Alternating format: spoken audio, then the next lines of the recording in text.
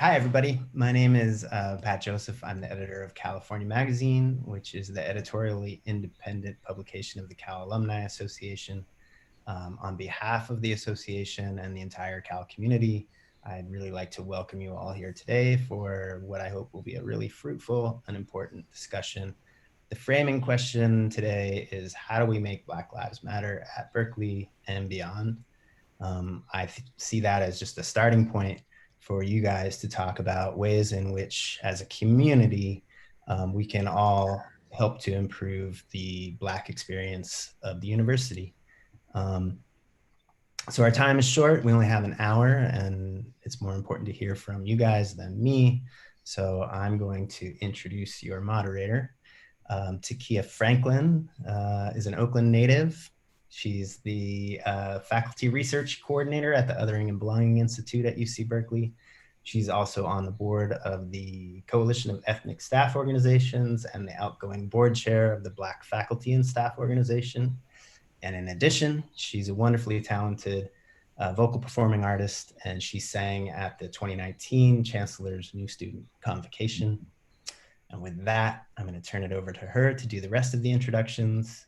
I'm going to turn my camera off, but hope y'all have a great discussion. Go Bears. Thank you, Patrick. So we are joined by this esteemed panel of wonderful representatives at UC Berkeley and beyond, right? So we'll start off with Professor John Powell, who's the director of the Othering and Belonging Institute. He is a professor of Berkeley Law and Ethnic Studies and African American Studies, known as an expert in the areas of civil rights, civil liberties, structural racism, housing, poverty, and democracy. Professor Powell is also very vocal about the problem of whiteness and has been working on developing a project focused on bridging as a radical practice to address structural inclusion on campus. So I would love and hope that we can get into some insight on the radical practice of bridging versus breaking as a form of moving towards solution, right? We're also joined by Dean Prudence Carter, who is the Dean of the Graduate School of Education. And I'd love to highlight her recent Brown lecture that charges us to think in more multidimensional and radical ways, in which she outlines the solutions, some solutions for racial inclusion, and argues that we have enough evidence-based research that reveals the historical accumulation of disadvantage, right? So I would love to hear Dean Carter's reflections on how we can attend to some of those solutions in the context of UC Berkeley's vision and mission to center diversity as we think about Black lives. We are also joined by Professor Walter Hood, who's a professor in the Center of Environmental Design. He's an amazing artist and landscape visionary, was named the 2019 MacArthur Genius. And I quote from a Berkeley News article, for creating ecologically sustainable urban spaces that resonate with and enrich the lives of current residents, while also honoring communal histories. So I definitely would hope to gain some insight from Professor Hood on how he defines space in our world and art, and what constitutes Black space or white space or safe space, right? We also have with us Olufemi Ogundele, who is the Assistant Vice Chancellor and Dean of Admissions at UC Berkeley. Olufemi revamped the admissions office approach from outreach through to enrollment, and within about a year and a half of service on campus, has led the admissions office to admitting the most ethnically diverse freshman admitted class in more than 30 years. A Berkeley News article quotes that specifically and remarkably, the campus has admitted 737 African-American freshmen, 200 more than it did a year ago, for the upcoming 2020 2021 school year, and that's the highest number since at least the 1980s. But then COVID hit, which led many to defer their admissions. So help us reflect on this moment and give us some updates on what's happening in that world too. That'd be great. We also have my namesake, Takiyah Jackson, the director of African American Student Development Center and the Fannie Lou Hamer Center, who has played a fundamental role in leading the organization of subcommittees to operationalize the goals of the African American Initiative. And we also have with us the current undergraduate representative, who is Kyndall Dowell, class of 2022, and is the organizing director at the ASUC, and also serving as an intern at the African American Student Development Office. And I'm sure that is, for both of you, a very limited function of all the amazing work that you're doing on campus. And we also have, as our last but not least guest, Mr. Caleb Dawson, who is a graduate student in the School of Education. He's also the Black Graduate Student Association president and is serving on many UC committees on affirmative action, equity, and campus climate, and very busy, involved in elevating the demands and calls of institutional change initiated by organized groups of Black people on campus. So Caleb and many of all of you are steeped in the work, right, of demonstrating how Black lives matter and demonstrating what needs to change. But we are dealing with, you know, this ongoing struggle and the reality of the structures and institutions that we exist in. So I'm going to take this moment to transition into to give a brief background on the trajectory of the struggles of Black and Brown people at UC Berkeley, particularly, right? So we have 1968. There's that 5-month strike that demanded a radical shift in admissions practices. And that was followed swiftly in 1969 with a 3-month strike that led to the creation of the Ethnic Studies Department, right? And we fast forward to 1999, and there are protests, a series of protests of financial cuts to that very Ethnic Studies Department that had been gained through strikes and protests. So the protest continues. There were rallies and sit-ins that ended up leading to a 5-point agreement that resulted in the creation of the Research Center on campus, which is now called the Center for Race and Gender. Fast forward to 2014. Again, we have Black students demanding space with the uprising after the Black Lives Matter. Many of the Black Lives Matter protests erupted around the country, and UC Berkeley students were definitely taking a serious leadership role in that, which resulted in the creation of the Fannie Lou Hamer Center. That was one of the wins. And also the African American Initiative was born out of those 2014 protests. So again, we're seeing the demands, ongoing demands and fights to maintain and sustain those demands that were won on campus. And present moment, we have the 2020 George Floyd protest and uprisings that erupted around the country in response to the killings of George Floyd, Breonna Taylor, Ahmaud Arbery, and many others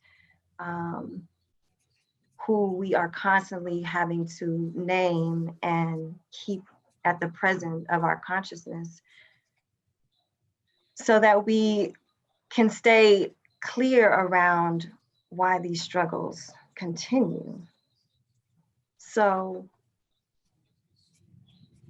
where do we go from here at Berkeley? What do we make of the sense of exhaustion you know, the sense of this never-ending struggle. How do we orient ourselves? What do we want Black students to know? What do we want all students to know when we talk about Black lives and what that means in the current social political context?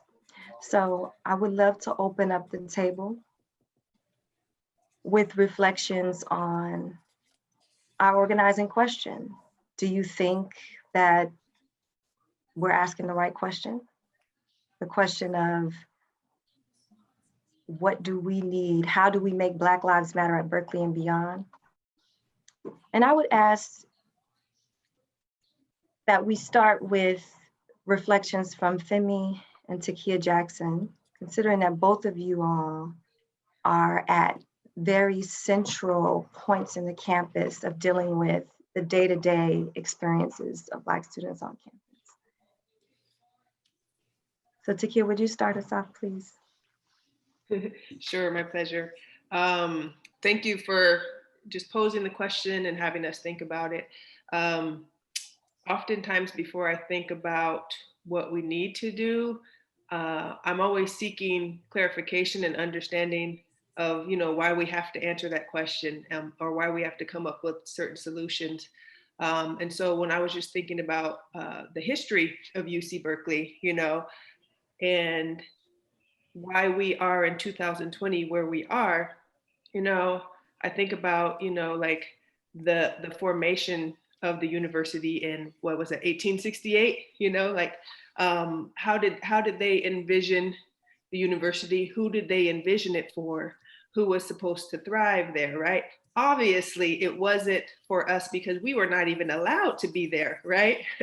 So and then I start thinking to the first group of Black students. I think there were 9, and I'm not positive exactly of the date that they entered, but I think around 1920s maybe. I know that there was a student named Ida Louise Jackson that I've read about a lot, that came to the university with 8 other students.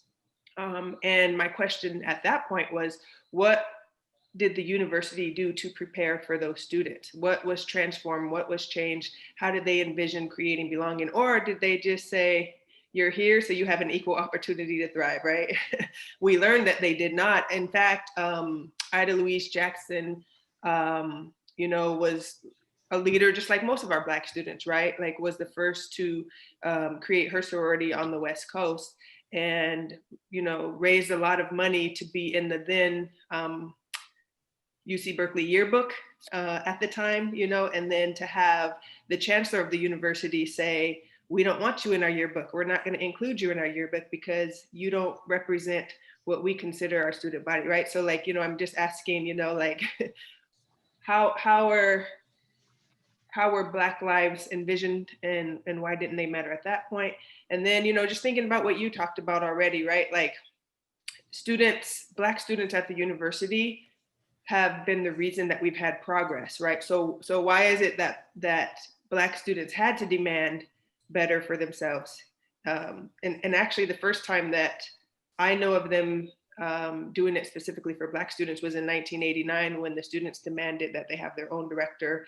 African American Student Development was born out of those demands. And the first ever director was Grace Massey, who's now Grace Carroll. And then all the other multicultural offices were born out of that office. But again, I think you look forward to, as you said, 2014, 2015, students demanded it again. So I'm thinking like, what was happening at the university that everyone else wasn't pushing for this, right? We had student climate surveys. We knew actually what the Black experience was. It wasn't a surprise that it wasn't a good one, but nothing happened until Black students said this is unacceptable. So I'm always wondering, like, why does it have to get to that point where we have to say, like, this is unacceptable? And I think it's part of the challenge, right? That it's not a we thing. So when we talk about we, right, it's not the whole university. It's not everyone saying this is unacceptable for our peers or for our fellow students. It's just us saying like, this is not right for us. We're allowed to get our education here, but we're not allowed to have a thriving experience like everyone else. And the fact that the experiences between Black students and non-Black students when they leave are so different is really telling. I think what's also really telling is you can look at a student that went to UC Berkeley in 1920, in 1960, in 1989, and 2020, and they will have very similar experiences. And so it's very telling about what's happening. And I think what I've seen happen is a lot of supplementing and very little transformation. And so, like giving students something here to appease them, right? We give you a director, right? So that should change your experience. Now you have a center, you shouldn't have anything to talk about, right? But what's not happening is the culture and the climate is not being transformed. In fact, it's barely being touched. So how can we expect different results? So I think when I think about Black Lives Mattering, it's like to who and who is going to fight for what we need for Black lives to matter to everyone. Of course, it matters to us because we fight for it. But in my experience, students have, as Kyndall can speak to, students spend most of their time fighting for Black lives and do not get to spend as much time on their education or extra opportunities that other students may have, because it's so vital that the system is transformed. And so the labor is really a lot of times on the backs of the students. So that's what I've seen, because I work with students and I see it all the time. And that's what I would like to see change. I would like Black students to leave and not having labored the whole time to transform the university. Also, I would like them to leave and be prideful of being a UC Berkeley graduate, not just a Black community member, but like a UC Berkeley graduate, so that they can, come back and continue to support. So, so I'll stop there just on, my thoughts so far, and pass it to Femi. Yeah, no, I think that's great. And just to kind of pick up where Takiyah is leaving off, and I think of the question of how do we make Black Lives Matter at Berkeley, the big question, and I think Takiyah kind of brought that up at the end, is who is the we that we are talking about, right? And there's no doubt in my mind that there is a coalition of people on this campus that absolutely care about the Black lives and the Black experiences that students have, and they've been here for quite some time, but they are not in the majority, right? And so when we talk about how do we make Black Lives Matter, I think that the big question there is who is the we that we are defining, that we are trying to get these Black lives to matter to. And that requires us to take a hard look at ourselves as an institution, to really understand the perspectives. I think that one of the things that's always challenging when it comes to combating the historical references or the frameworks of Black bodies and experiences is that it really goes in one of two directions. Either Black experiences or bodies are demonized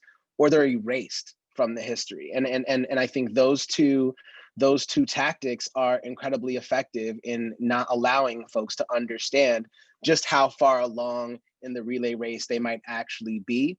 And it also encourages folks to start over in spaces where perhaps there might have been some success in the past, but because there's been an erasure of institutional memory there, students find themselves, to Takiyah's point, fighting the same fight that they fought in 1989, in 2009, and in 2019. And so admissions plays a role, I think, in an institutional identity, because an institution is a very complex place, and admissions job is really to tell the narrative of an institution to the public, and because there's so much to draw from, we can construct we can decide the narrative in which we want to construct. And so for us, it's not just going out there and trying our best to go and get in front of diverse communities, but really thinking about the people, the audiences in which we are putting ourselves in front of, and what are the important pieces of our history that will matter to them.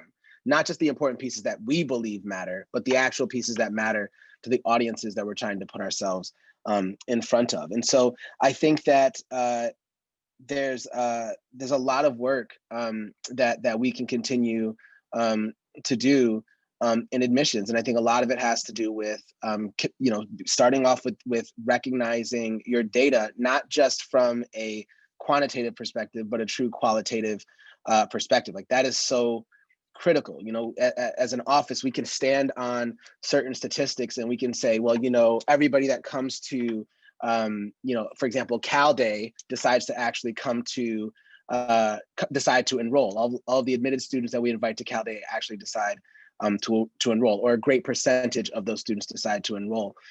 Is that the case for the Black students who come to Cal Day? Is that the case for the Latinx students who come to Cal Day? And if we don't know that information, we don't know if we're being effective to those communities in particular. And so I think that COVID also, both from a national perspective, and I think when you take a look at our institution, COVID has exacerbated educational inequities, socioeconomic inequities, racial inequities in our society. And it's also put a spotlight on it in a way that has people paying more attention now than ever. But I also believe, to Takiyah's point, you know, if diversity or equity is something that is additive or it is ad hoc, the moment that the budget starts to dry up, the personnel gets low, the decisions get tough, those things are compromised. And I think that if we are really thinking about how we can not just supplement, but truly transform, then it does require us to center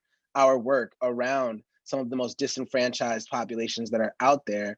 And if we were to start there and focus there and actually do the hard work and build from there, there's no doubt in my mind and that all of the boats will rise, if you will, or that everyone will benefit. The question is whether or not we're willing to, again, specifically address those who are the most marginalized. And going back to the history piece, do we have the proper data sets or data points that actually show what those experiences have been over the past, and not just what the successes and stepping into the opportunities, but what are the things that have been ignored for quite some time, that it's about time that we as an institution actually began to address. And so I'll stop there for now, but I'm incredibly excited for this conversation to move forward. Thank you, Femi and Takiyah Jackson. Dean Carter, I'd like to invite you to share some of your reflections on this question. And if you can, you know, offer just some of your insight as a dean, when we have students coming into the campus that are being admitted, we're creating pathways into the campus. What are they coming to? Like, what are some of the structural experiences that you can help us reflect on that are either supporting or hindering the experience? Or so I'm hearing feedback. First, I want to say that although it is insufficient, the first part I want to start with is representation. When this is the first time I've been in a selective institution where the numbers have been this small when it comes to Black lives and Black bodies. When I'm looking at, although Femi has done an extraordinary job as the director of admissions to increase this year's class, I arrived here at 2.5%. The graduate numbers may look slightly better. The faculty numbers are similar at around 2.5%. Visibility matters. Representation matters. It's the first step. It's the first stage. When you start to think about institutional and structural change and what are the levers that matter here, I'm also reflecting on how it is that we can't actually divorce the institution from what's happening out in the rest of the world. And it's my estimation that students are actually, Black students particularly, as I hear from them, are really struggling also with reception. And the reception is steeped in stereotypes and bias, both explicit and implicit.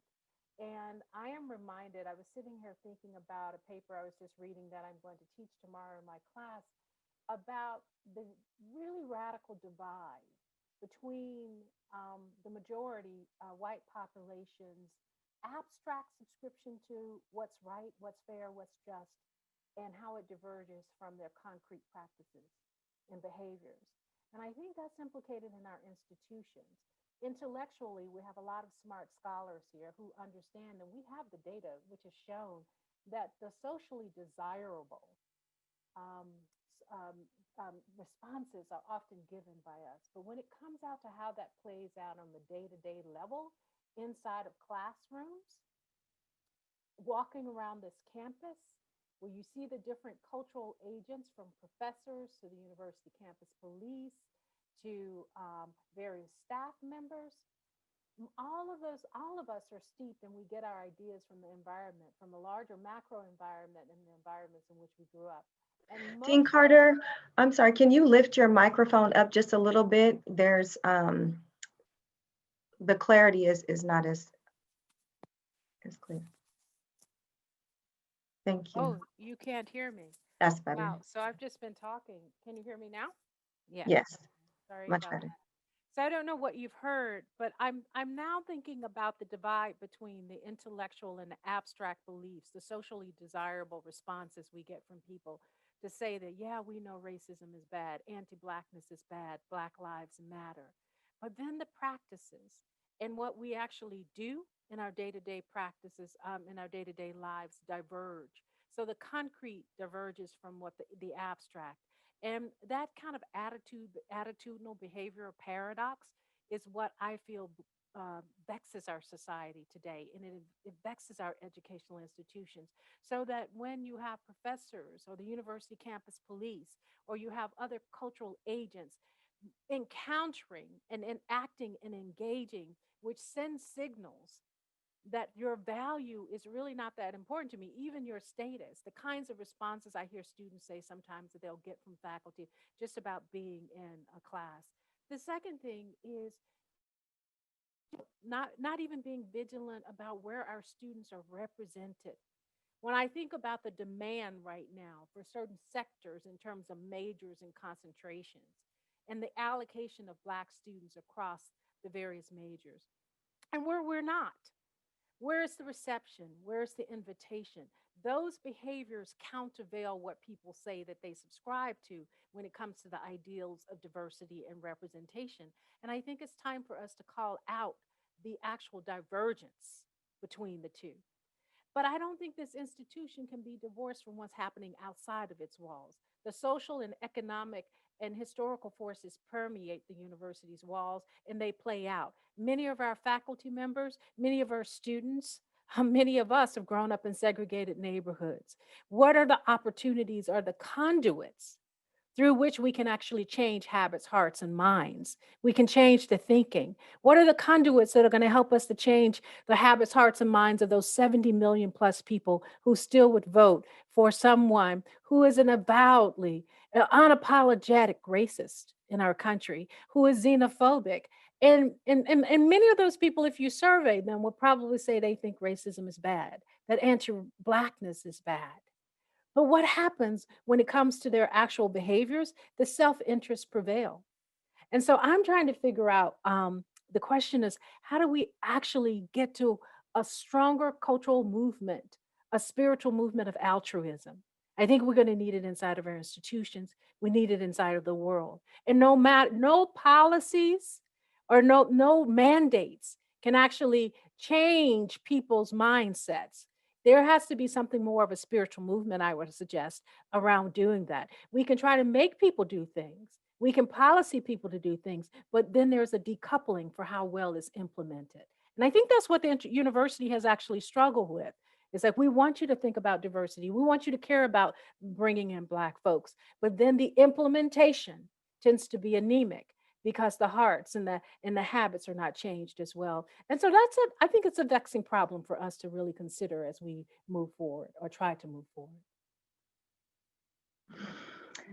Yes, indeed. I'd love to hear from Kyndall and Caleb, the graduate and undergraduate students, to reflect on your experience and, all that's been said so far. Yeah. Kind of much like Takiyah had iterated in the beginning, the reality for a lot of Black students, or what's been said, or a common thing that's said in the community, is how, Black students don't get to be students.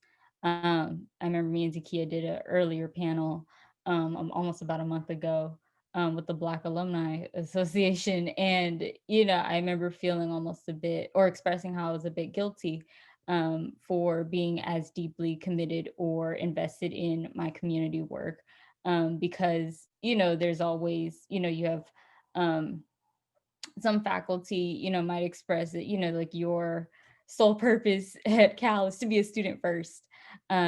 And Takiyah brought up a point about how hard it is, or how difficult it is for our community to like it's hard to heal when you're constantly being traumatized. Like it's hard to move forward when there's always an issue, when there's always something going on. And, you know, being a Black student at Cal, you know, I don't think that we're allotted the privilege to, you know, just solely exist in spaces, especially when we carry all these different kinds of identities, you know, just being like, not just a Black student, but like a Black woman. And, you know, with the background that I have, being at the university has always been an issue, a struggle. You know, I have disabilities, I have, you know, all of these, you know, I'm low income and I'm first gen, and you know, just all of these different layers that have affected how I enter the classroom and how I'm received in the classroom. I've experienced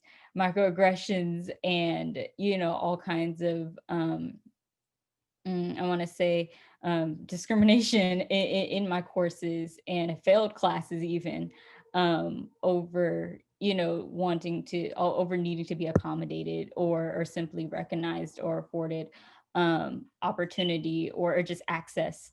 And so I don't know, like I entered Cal standing on the shoulders of the Black students from the 2015, 2014 era, you know, reaping the benefits of their labor, the fruits of their labor. I'm the first cohort of the AAI, the African American Initiative. And, you know, as soon as I got to campus and experienced what I think was very, I want to say, not life-changing, but just a very, very hard realization of where I was at. I came to Cal under the understanding that, you know, it was this liberal mecca, or like, you know, like I, you know, coming into this school, you know, with the expectation that I'm going to be accepted, or this is where I can openly, freely exist. And, you know, only to get here and realize that that's not necessarily, or hasn't been true for me. And so I then spent a lot of my time doing community work, doing organizing, traveling to other campuses every other weekend, and working with other Black students.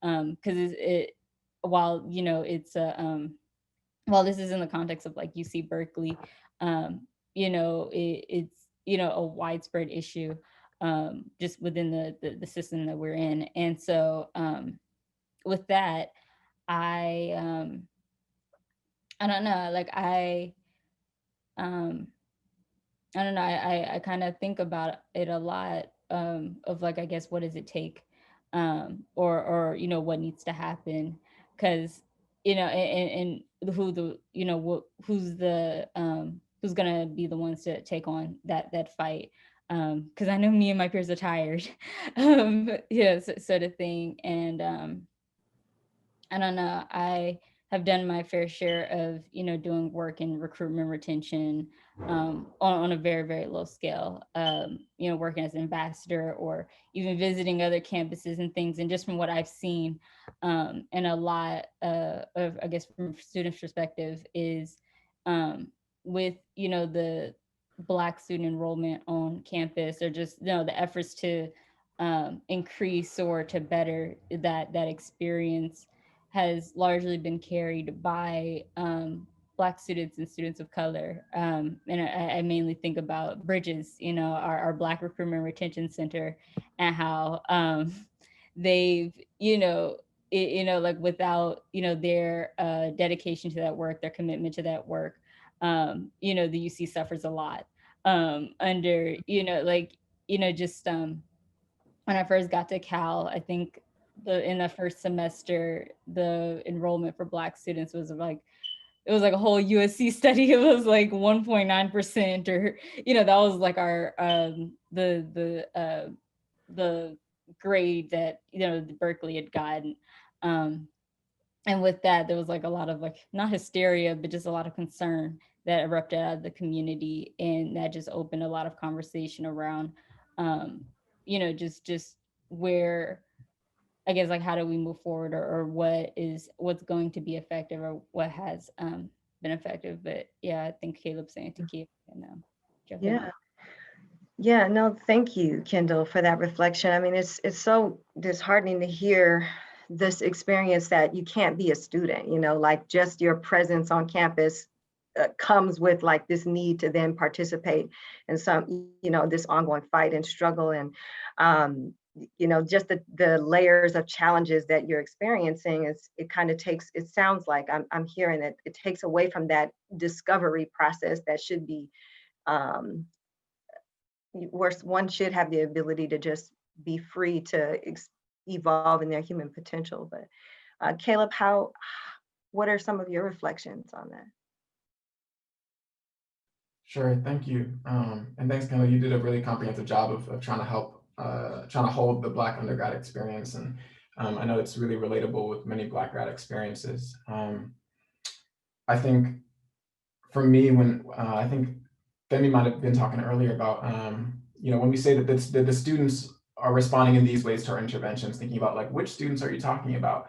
I'm really glad that there's been people to hold down and elevate the Black undergraduate experience. And recently there's been a lot of great support from African American Student Development with Takiyah and whatnot to make sure that we're also holding the Black graduate experience. And I think that a lot of the things that Black undergraduates experience around microaggressions, around feeling unwelcome, or like they're entering into hostile environments where they can't fully show up as themselves, that's something that many Black graduate students also experience. And I think that these experiences are really connected. It's not beyond thinking about even undergraduate and graduate students, thinking about the staff experience at Cal and the Black faculty experience at Cal. For me, and these things are connected, right? So when I see a Black staff member, Black faculty member being mistreated in some kind of way, when I recognize that, whether it's in an email thread about who's being dismissed or who's being overlooked or whose comment is being silenced, or the ways that certain faculty members interact with Black staff members, that's also alarming and unnerving for me as a Black person, thinking about being in the professoriate and whether or not I want to, and what kind of institutions I want to be doing this work at. It's really alarming to see the ways that some Black faculty don't feel like Berkeley is a place that they want to be and they want to do this work as much as they want to be here for us and show up and make space and support us doing great work. And seeing people, like seeing some of our role models and people we really admire not feel like the place is hospitable to them, sends signals to us too. And I think that's something that's really, when we think about the Black student experience, when we think about the Black campus experience, we gotta think about all the various Black folk on campus and how those experiences are connected. That's really important to us. And I think, like Takiyah was saying, we need to think beyond, recruitment is so important. We're so grateful for what Femi's doing, but beyond recruitment, even beyond the centers that we get and the directors, those positions, if someone leaves the Fannie Lou Hamer Black Resource Center, can they still have a positive experience at Cal? I think that's a really important question. Students shouldn't have to be in this one small center of campus, in this one hub of campus, in order to feel like, their Black life matters and that they're seen and that they're valued. And that their education at this institution or their work at this institution as a staff member or their research actually matters. I think we got to think beyond these kind of targeted interventions to think about the entire ecology of the campus. And I think that's the sort of thing that Takiyah Jackson's talking about when she says that we need to see a transformation. So it's not these isolated spaces that might feel like some Black folk can fit into these, because Black folk are also really diverse and there's so many different experiences that Black folk have. There's so many different perspectives and dynamics, and we can't hold all of that in one center at times. And so we got to think about how we can make an entire campus a place where a variety of Black folks can show up and feel like their lives, their interests, their desires, their needs are being prioritized. And something that I think about, is will the university step up and play an important research role in understanding the ways that Black folk experience contemporary issues in society? Will the university step up and play a pedagogical role in making sure that the entire campus and broader community are understanding what issues are going on? I think a lot of folk don't share a vision for example, why why policing is such a big issue. So I think it's important to see, is there research that Berkeley can support to understand the violence of policing institutions and practices? And can the institution be a part of imagining and creating alternatives to that if we see that these are sources of harm? I think the university as a research institution should really be at the forefront of imagining how Black life can be operationalized in everyday life including in places like the Bay Area and within these political dynamics. Like what sort of political science or sociological or economic research can really imagine and chart the course for us into futures where Black lives always, where there's no debate or question about whether Black lives are mattering. And lastly, with the issue of what are we doing right now? I've noticed that not only Black undergrads, but also grad students do a lot of work to make the campus more hospitable, to make it survivable. And I think that's something that we got to pay attention to. In addition to Black folk being demonized and erased, like Femi was saying, I think Black folk are also given way too much work to do, whether it's our Black faculty who are called upon to play numerous roles in diversity issues and problem solving, a lot of times without the credit that they need, or maybe the ways that these issues are gendered with who's expected to be caring for students. We really got to pay attention to the work that's being put upon Black folk to solve their own problems and the problems that are pressed on them, right? So it's not only that Black people that these problems are placed on Black people, but Black people are tasked with solving them in important ways without always the support. So I think we got to think about the working conditions of creating change at Berkeley and how we can make that sustainable too for Black people. Thank you, Caleb. I would love to rope in Professor Hood and Professor Powell, particularly thinking about an artistic perspective of what art can do to facilitate some transformation and change that can make Black lives at Cal, less of a traumatic experience for some and less of a struggle at times. What role does art play in that? If you can give us some insight. And Professor Powell, I'm thinking about what your work on radical belonging as a response and as a way of holding a practice that, the way that I think of it, that allows us to vibrate higher, right? Like how do we get to a space to where the environment, which in many ways is hostile because of the historical exclusion and accumulation of disadvantage, and the spaces where Black people just don't exist and there is no representation, which makes then for it more challenging for other people to enter into those spaces, right? Can you give us some insight on really how to think about belonging as a way of being, and also give some insight on the bridging work, right? Like how does one then carry themselves in a way that allows for consistent empowerment, even in the presence of some of the realities, the struggles of being a Black identifying and appearing person, and in spaces where you're not represented as the majority. So either Walter or John, please feel free to jump in. That seems like it was directed towards you, John, so I'll add to it. Well, I'll reiterate what I was directing towards you, Professor Hood, was the question around really, if you can give us some insight on art as an access point of thinking about transformation in practical ways. Can you hear me? Yes. Yeah, awesome. Well, first of all, thank you. And it's great to be here with you fine looking people. And what you guys have just said, I can't talk about art first because as a Cal alum, I was a student at Cal in the 80s. And I feel, Kyndall, exactly everything you said, and Caleb. Nothing's quite changed, but I did come to Berkeley thinking it was going to be a different place. I came from the East Coast.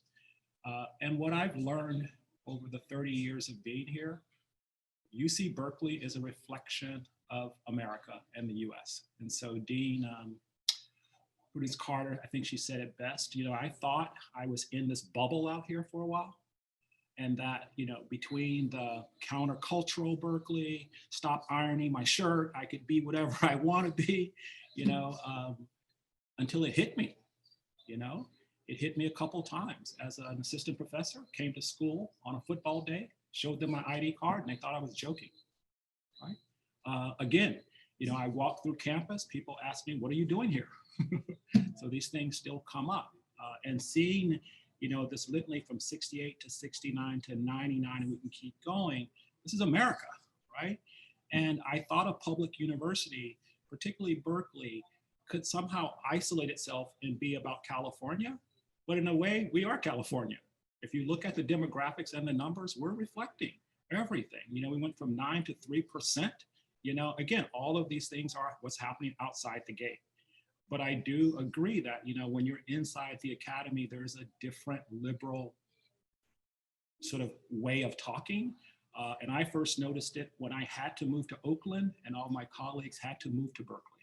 You know, it became that clear. They don't come to Oakland to visit, which, and again, in 25 years, they don't come to Oakland to visit. It just sets this thing up over and over. And so what I'm torn by today is, one, I make art, I teach these subjects, but I find that I have more power outside the university. And that scares me, right? That I get more power outside of the university because there are more diverse voices in different places that can collect and actually do work. Since I've been teaching mid-90s, our budgets have been cut every year. You cannot sustain a ship if things are being taken away from you every year. Staff taken away from you. So we don't even have staff anymore. You know, when I first started, we had like staff. People actually could type for you. They would Xerox for you. We don't have any of that anymore. And the last thing I would just say about that is to have an Afro-American department completely taken away after so much advocacy and a huge movement says a lot about our state. Says a lot about what's important. So in a way, our heritage is not important. It's not important enough to have a pedagogical structure support it.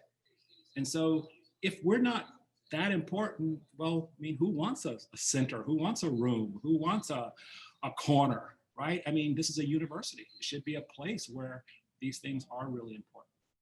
I do think art has the ability, though, to kind of move away from the more objective and becomes more speculative.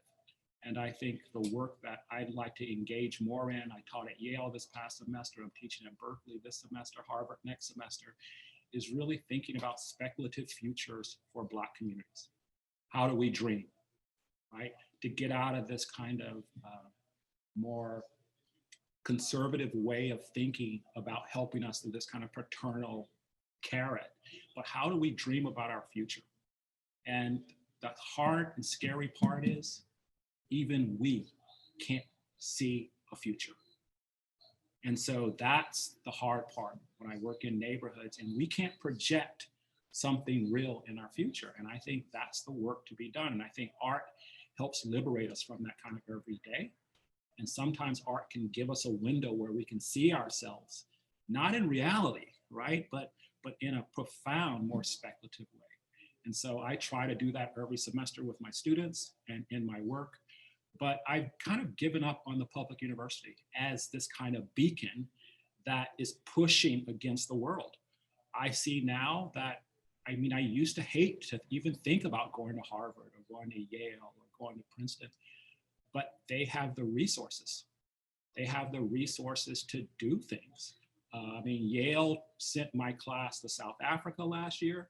I mean, we looked at Joburg, we compared anti-apartheid with the movement here. They pay for everything. And so having that kind of sponsorship behind you, you know, it allows you to do the work.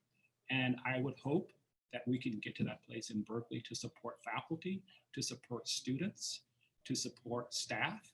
But Kyndall, one last thing, I think you said something, you said you don't get to be a student. A lot of faculty don't get to be faculty. And that's really, really sad. So I'll stop there and I'll let Professor John Powell take us home. Looks like. Well, thank you, Professor Hood, and thank all of you. Thank you, Takiyah. Thank California Magazine. These are really complex questions and they're layered, and we can't do them adequate in the amount of time we have, but I just want to lift up some things and maybe complicate things a little bit. So Black Lives Matter. You know, when you're driving around a neighborhood and you see a sign saying, this is a drug-free neighborhood, you say, okay, they have a drug problem. You know, they don't have those signs where they don't have a drug problem. And in a similar way, when we talk about Black Lives Matter, we say that because there's so many expressions in our society that Black lives do not matter. And it's not one place, it's every place. Now, it's actually more complicated than that because, so why do we say Black lives don't matter? We could certainly talk about the police, we could talk about Breonna Taylor, we could talk about George Floyd, we could talk about Aubrey, we could talk about, so that's a graphic expression of a Black life being taken because of their Blackness, apparently. Apparently. Why do I say apparently? Well, really, their lives are not being taken because of their Blackness. Their lives are being taken because of whiteness. The heart of the problem is not Blackness, it's whiteness, it's white supremacy. So how do you have a place, a space where Black lives can matter in a society that in many respects is fundamentally organized around white dominance and white supremacy? So even as we sort of think about it, sort of like, can we have our corner? Can we have our office? And as a prophylactic, that may be the best we can do. But ultimately, the challenge is to understand and dismantle white dominance and white supremacy. And so when we study African American studies, when we study ethnic studies, when we study indigenous, I think that's important. I'm part of the ethnic studies and African American department. But really, what we're talking about is white studies, which is the rest of the campus, but they don't call it that. They just call it studies. They just call it the curriculum. We talk about, I work with a lot of big companies and they say we need to go to historically Black colleges and find Black students. Great, I support that as well. In many historically Black colleges, their percentage of white students is higher than Black students going to Berkeley, or Stanford, or Yale, which is, we don't call them that, historically white colleges. So there's this asymmetrical gaze. So when we show up at Berkeley, we don't say, oh, great, historically white college is now doing something. But if white students show up at, Howard, it's like, yeah, he's going to a historically Black college. What I'm suggesting is that we're talking about a complex relationship that we can't really fix until we fix the other side of it, until we fix white dominance. And so when you say to students, you need to take a African Americans course or ethnic studies, like, what does that have to do with my education? My education, they don't say this, but my education is really understanding, reproducing, and embracing white dominance. And the professors, my colleagues and Professor Hood, I spent a little time at Yale, and it is well-resourced, but it is extremely problematic. Those resources are not neutral. Both the acquisition of those resources and, there's noblesse oblige or whatever. And I'm not, Yale is a great university, American university, but it is not Mecca. It is not solving the problem. There's a reason they have so much money. And I can tell you stories about looking at how, when I was there as a student, looking at this sort of really underserved Black community in New Haven. And the university has given us money to actually do some investigation to try to fix it. Turns out the university owned the community. They were the landlords. So anyway, it's complicated. So I guess what I want to suggest, I think we have made some progress. I think things are changing. I think things are slipping. I think we're going backwards. I think we're going forwards. I think we're in this incredibly complicated moment. And yes, Black lives do matter. How do we actually practice that? And in my estimation, we cannot fully practice it until we actually disrupt and understand white dominance. And so we understand white supremacy and how it shows up in engineering, how it shows up in political science, how it shows up in economics, how it shows up. Someone said, who discovered water? And the answer is, I don't know, but I'll bet you it was not a fish. Wow. So, That's a moment. you know, by themselves, white people, this is good white people, right? They're not going to discover the reaches of white dominance. In fact, what they do, and I wrote a piece about this years ago after visiting South Africa and Brazil and some other places, and we're talking about affirmative action. I said, really, we should call it transformative action, not affirmative action. Because affirmative action is based on the notion that the system, the structure is basically good, fair, and we need to add some people who were left out. Yeah. Representation is important, which Dean Carter mentioned, but it's not enough. I have this analogy that if you get on a train that's going from one broken system to another broken system, and the passengers on the train are all upper middle class, older, straight white men, we could say, okay, you know, let's get some Black people on the train, let's get some Native people on the train, let's get some gay and straight. I support that. But the train is still going from point A to point B. We've changed the representation, but we haven't changed the destination. And transformative action, and this is what Takiyah was making reference to, is this expression of belonging. Is saying, I'm contributing. Let's have a discussion about where we're going. Let's have a discussion about education. Jefferson's idea of education, that famous slaveholder, was that education helped make us into citizens. And his idea of citizenship was that you have the ability to take the other person's perspective. In a white dominant society, white people can't take Black people's perspective. So they don't understand why Black people are upset about being killed by the police. Which means, from our perspective, we're not educating. Wow. And if you think about the brief in the Michigan affirmative action case, the brief submitted by the military, they basically said, we can't function as a military unless we change. And not change in terms of infantry, foot soldiers, change in terms of the whole power structure of the military. Professor Powell, I think that's a note that. Let me just say one more thing. More thing. The power structure of the university. That's just students, not even just faculty. The power structure of the university. It has to be rethought, and it has to be a way where everyone belongs. And belonging, as you know, Takiyah, requires not joining, not being included, co-creating the thing you're joining. So it's, I mean, that's the larger mission that we have to embrace if we're actually going to make Black Lives Matter.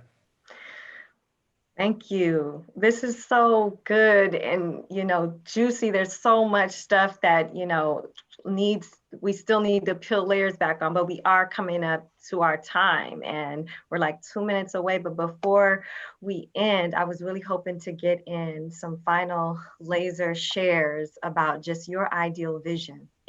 And it doesn't necessarily have to be a vision for Cal, because it was already brought up that UC Berkeley is a microcosm for the national and global political society, right? So like if we wanted to have that ideal vision be able to pop off the page or live and breathe with us, what would you say? If you have some final thoughts, I would love for us to get that in the space before we have to leave. So, and we may go over a few minutes, and if you're okay with that, I would just love to get some laser shares on some visioning around our ideal imagination of what a positive, affirming, did you say, what was that word you used? Transformative? Transformative. You said instead of affirmative action, it would be transformative action. Oh, transformative action. I was just creating a new word in my mind. But yeah, so anyone, feel free to jump in.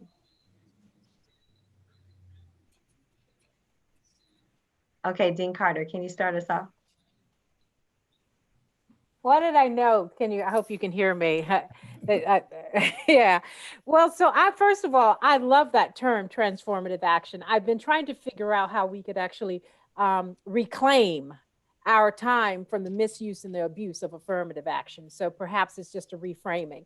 I think it's already been said. It's going to take multiple dimensions of work. The power structure, I don't believe that we're going to really radically change the institution without shared power. And so for me, the bottom line is shared power. That is material, economic, that is in leadership, and that is in terms of representation of students and faculty at every level, in every field on this campus. So for me, it's the sharing of power across the dimensions. This is Professor Hood. I would just add, I think they both said the problem in the 19th and I would add 20th century was the color line. And I would say in the 21st century is space. Right? I mean, since that line people might not think it exists, but I do think space is real. And I think our backdrops matter.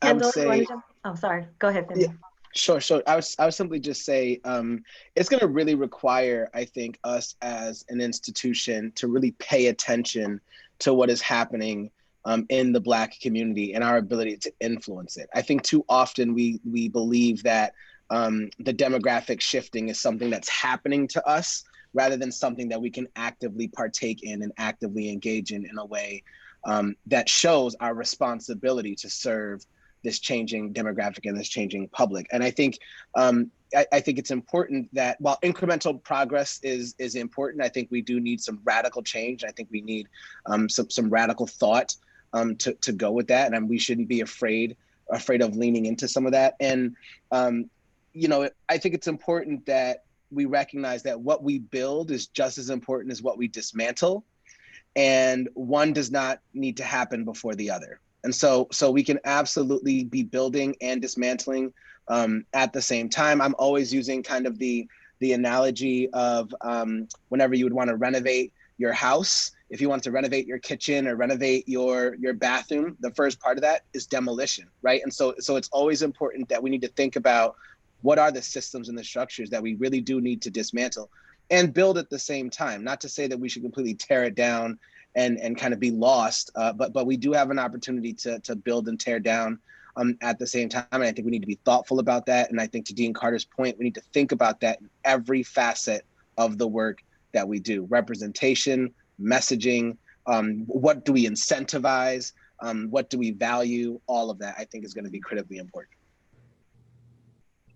And to add to Femi's point, I'll jump in because I was thinking of demo day too, since I'm an HGTV person. But I was also thinking, Femi, about like as we demo and as we create a new blueprint, who is representing, you know, at the table for how it's built? Because if it's the same people, then it will be built the same or built for the same people, right? And so I think it's really important that we are co-creators in the rebuilding. If there are structures that we will demolish or dismantle. The other piece I think that we have to get to, because no one's figured it out, and it's the only way that we're going to get there, is to deal with whiteness, as Professor Powell said, right? We know that Black students will come into the university and what type of experience they might have, but we also know that white students can come into the university with the ideas that they had and probably leave with the same ideas, that they will be untouched and unchanged because there's nothing in place to say that this is what we would like to see, right? There's nothing in place to say this is how we want to change hearts and minds. And so I think that until we deal with that, the Black experience for students, staff, faculty will not change, because the culture and the climate outside of them will remain the same. And as much as representation matters, as much as space matters, as much as resources matter, and it's really great, I think that sometimes can be seen as like like people are doing us a favor, right? But really, we need to start thinking of it as justice. It's not just diversity and inclusion. We have to think about what equity and justice actually looks like. And so you know, I just think that that's what we're really going to have to deal with is the climate and how we experience it outside of our sacred spaces.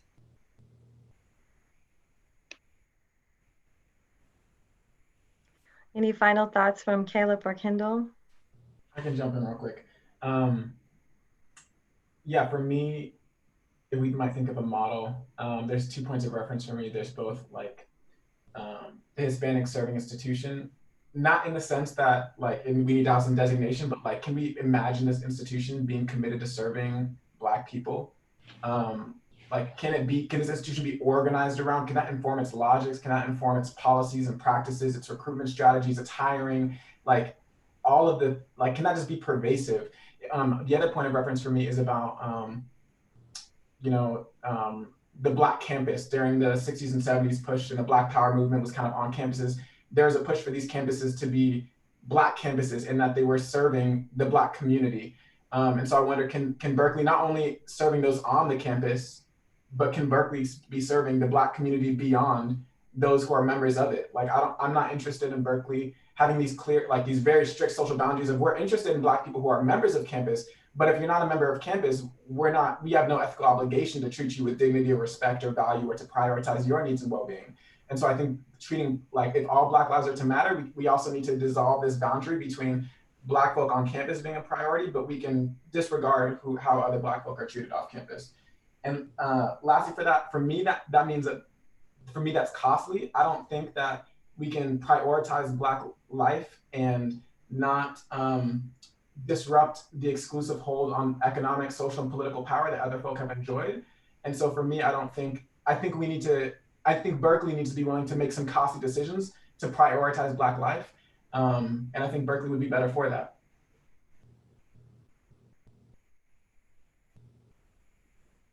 Yeah, and I guess just to second everything that was already said, I don't know, Takiyah, when you pose that question, the thing that I could immediately think about was an experience that I had this past summer. I had the opportunity to take this course.